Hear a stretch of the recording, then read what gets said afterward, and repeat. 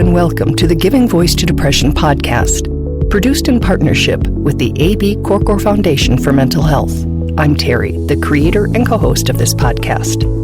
I've lived with depression most of my life, and I know how easy it can be to feel all alone in the experience. I'm not alone, and you aren't either. And I'm Dr. Anita Sands, a licensed clinical psychologist with a number of my own diagnoses, all of which bring a certain amount of anxiety and depression along with them. There is great power in shared experiences. We share our own as we engage in intimate and candid conversations with our weekly guests, exploring different perspectives on and experiences with depression. We keep it real because depression is real. We keep it hopeful because there truly is hope in spite of what depression tells you.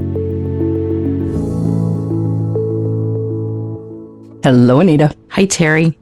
We're going to start this episode by reading a few posts from our Facebook page that work to introduce today's theme. The first is a quote from Jennifer Thompson, who says, "The mess you work so hard to hide may be just what someone else needs to see today to know that they're not alone." The second, by Jonathan Lewis Dent, is, "Imagine if we measured success by the amount of safety that people felt in our presence." Today, we reintroduce you to Jordan, who embodies both those quotes. He's letting us see his mess so that we all know we're not alone. By sharing so intimately and shamelessly, he makes us and the people he encounters in his crisis work feel safe. Jordan says the years and the ways he hid his deep sadness made his mental health even worse. It was only when he committed to recovery that he was able to change his life and to now help others do the same.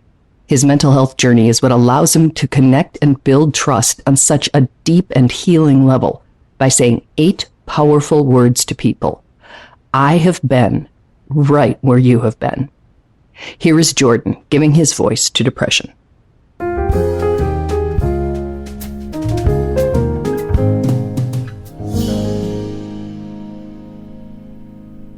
I remember as a kid just being overly sad and not knowing what it was.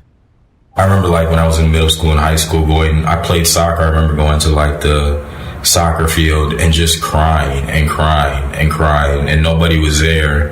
And I don't really know why I was crying or why I was sad, but I just needed that. But I didn't know why.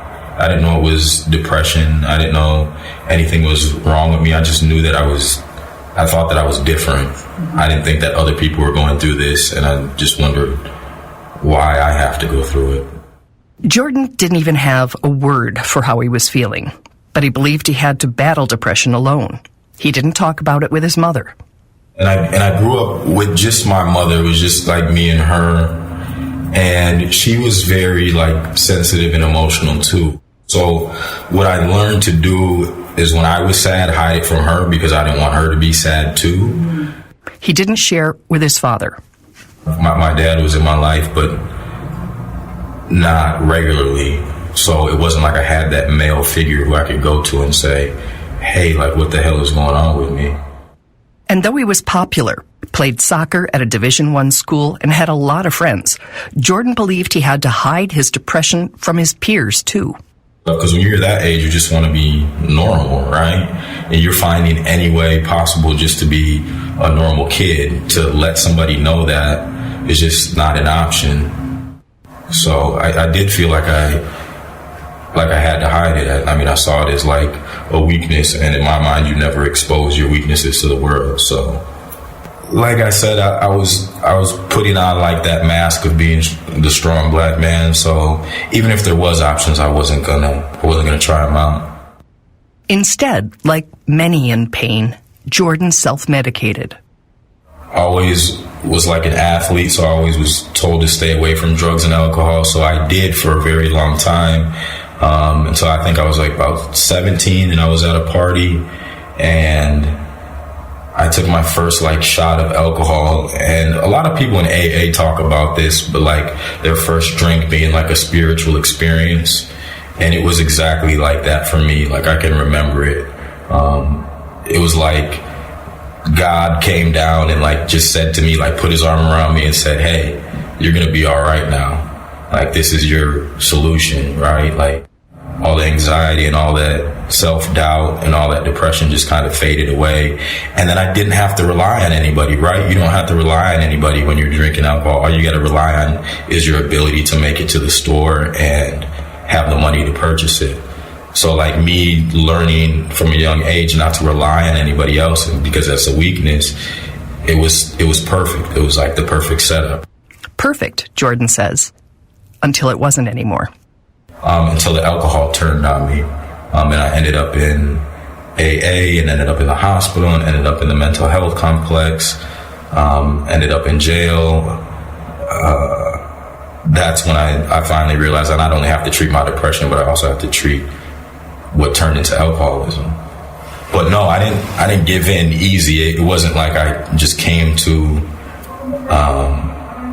it's not like I just ever said, I think I have depression, let me take this medication or go to therapy. That was never a thought that was an option for me.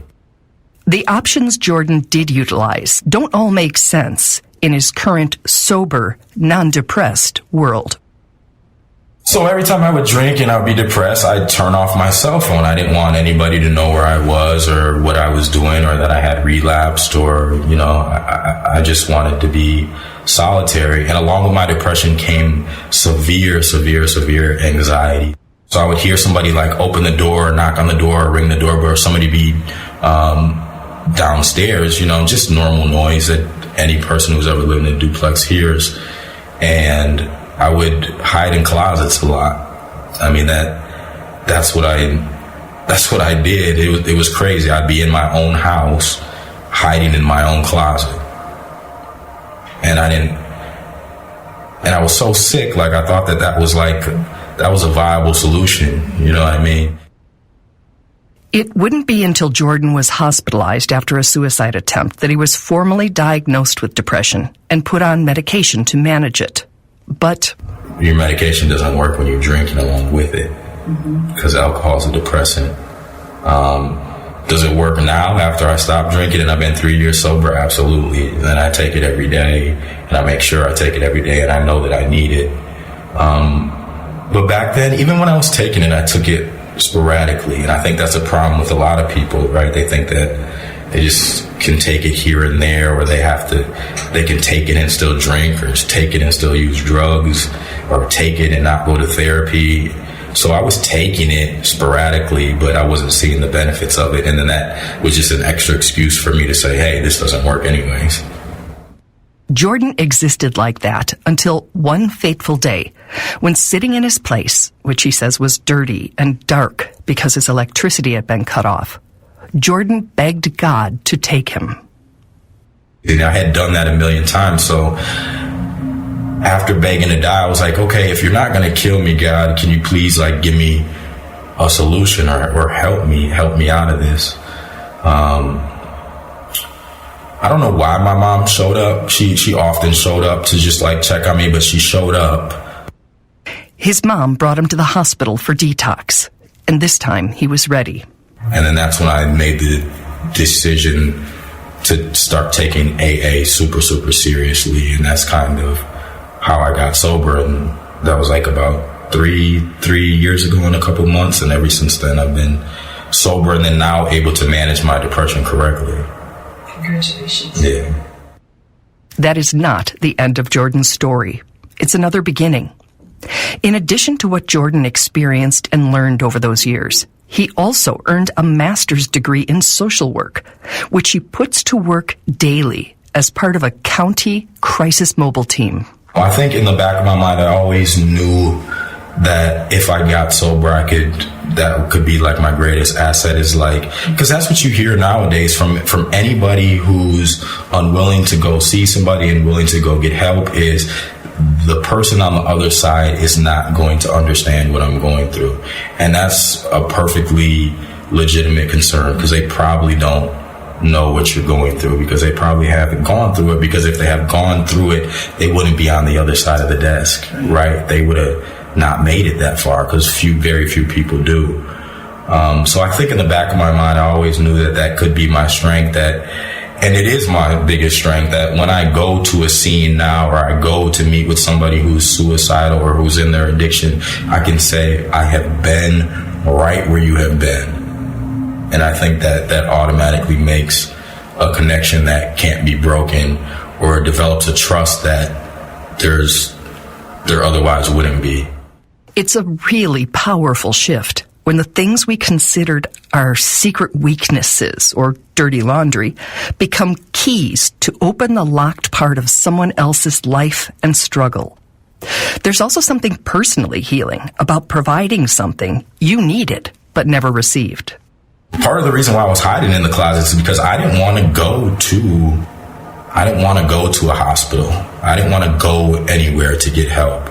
That was the last place I wanted to be, because that exact reason. I felt like people there were judging me and people there didn't understand. And hospitals, I mean, if you've ever been there with super bad anxiety or super bad depression, they're not very therapeutic places. I mean, I think that's something that we have to address as a nation, right? Like, it's not a therapeutic place to be. Nurses are usually like burnt out. They have 1 million patients. Doctors, the same thing. You got 100 different machines beeping. You know what I mean? It's just not a therapeutic place. And then the other thing is, you're at the lowest state in your life, and you just don't want people to see you like that, especially somebody who hasn't been in your shoes, right? And I think like 95% of the people there probably haven't really been through what you've been through. So, from a place of experience, we asked Jordan what someone listening might need to hear, acknowledging that it can be nearly impossible for a mind that's being poisoned by depression to take in a message of hope. Me and you are like living testament that your life can take a complete 180. And when people were telling me that, I didn't believe that. Like, the problem with people with depression and with alcoholism and addiction is they think that they're unique. And the truth is that you're just like everybody else, right? Like, in your head, you want to make yourself out to be like a unique situation. Like, I'm like this because my mom did this or my dad did this. Which could be true, but that doesn't mean that somebody else hasn't also been through it, right? And somebody also has gotten around it, right, and found a solution. So your solution might not be the same as their solution, but there is a solution out there, and there is a way to completely change your life around. And I know and I feel bad even saying that, because I remember myself, and I'm like remembering myself in that closet. If somebody would have said that to me, I'd have been like, off. Like, just leave me alone. Off. Like, I don't believe you. Because I can't believe where I'm at today in my life. You know, when I say it's a complete 180, it is a complete 180. One of many ways Jordan's turnaround is tangible is that he now works in the very county mental health facility where he was once placed on emergency detention. And I remember that. And I remember one time they determined that I'm still like a threat to myself, and I had to go up on one of the units. And I remember the psychologist on the unit who talked to me every day. And I'm sure he doesn't remember who I am, but I remember him, and I pass him in the hallway all the time.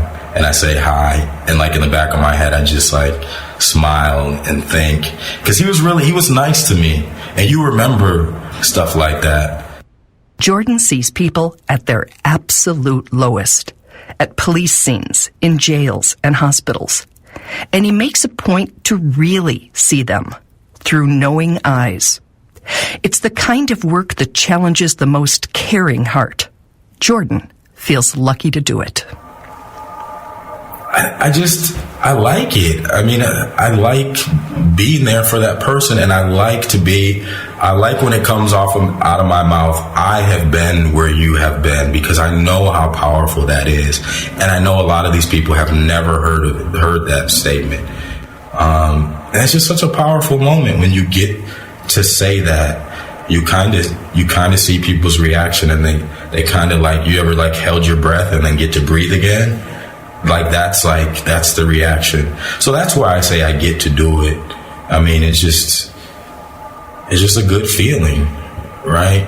So I went from a person on my floor with nobody around, hiding in my closet with a bunch of vodka bottles around, thinking about if I have enough bleach to kill myself, to a person who gets to get up every morning and help somebody, right? So yeah, I get to do that. I don't take for granted any moment, you know what I mean? Yeah, I get to do that for sure.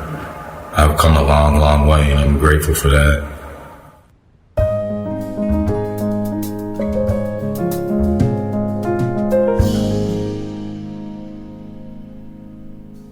So, Terry, I'm so glad that Jordan was willing to share his story. I love several of the messages that he talked about. One was that possibility of doing a 180. Mm-hmm.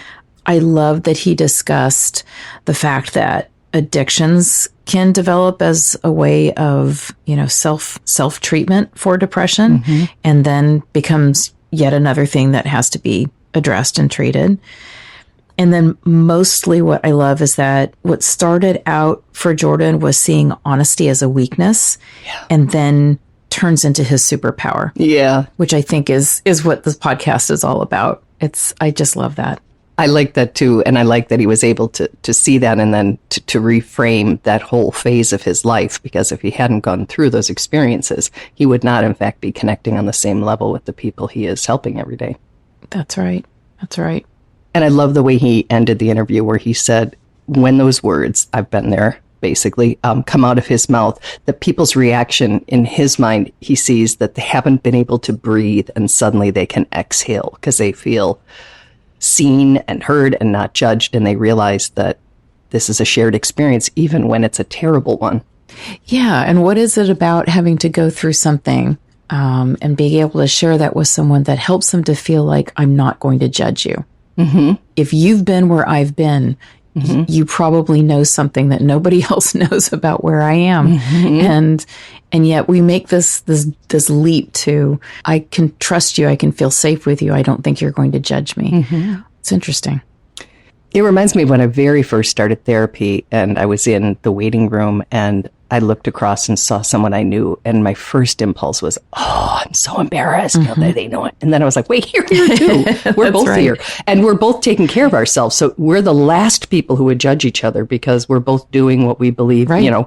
Is at least an attempt to change some part of our lives or ourselves for the better.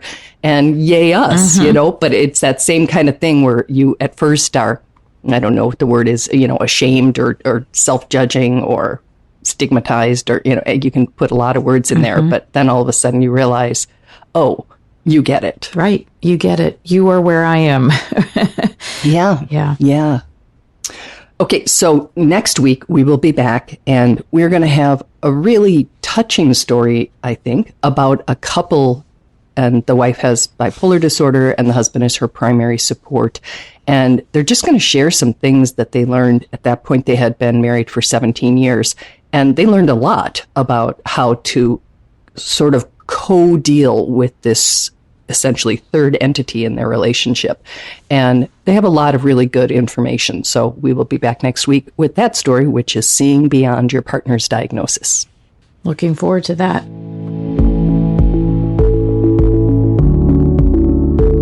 We truly hope that our podcast brings a little more understanding, helps you better articulate and reflect on your own experience with depression, or better understand how to support someone else who is struggling. If this episode has been of comfort or value to you, know that there are hundreds of others like it in our archive, which you can easily find at our website, givingvoicetodepression.com. And remember, if you're struggling, speak up, even if it's hard. If someone else is struggling, take the time to listen.